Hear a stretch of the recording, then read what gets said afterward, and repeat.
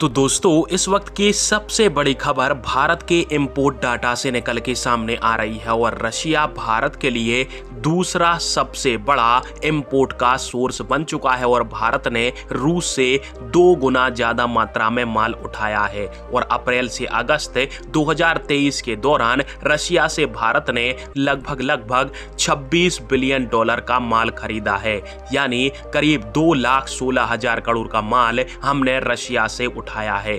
पर भारत के लिए सबसे बड़े झटके वाली बात यह है कि भारत ने सबसे ज्यादा माल चाइना से खरीदा है, जो कि 42 बिलियन डॉलर का है। हालांकि पिछले साल के दौरान इस साल हमने कम से कम 2 बिलियन डॉलर का कम माल चीन से खरीदा है, परंतु इस समय चीन सबसे ज्यादा भारत को माल आपूर्ति करने वाला देश बना है, जो कि लगभग 42 बिलियन डॉलर या फिर 3.5 लाख करोड़ का माल बेचकर भारत के लिए नंबर 1 इंपोर्ट का सोर्स बना है। और भारत जो अभी फिलहाल में चीन के ऊपर निर्भरता कम करने का प्रयास कर रहा है वो बहुत ही मामूली है और हमको चीन को काउंटर करने के लिए बहुत ही सख्त कदम उठाने की जरूरत है। वहीं पर तीसरे नंबर पर आता है अमेरिका, जिससे भी हमारा इंपोर्ट गिरा है और इस साल 5 महीनों में हमने 18 बिलियन डॉलर या फिर 1.5 लाख करोड़ का माल अमेरिका से खरीदा है। और चौथे नंबर पर आता है यूएई, जिससे 17 बिलियन डॉलर का माल हमने खरीदा है,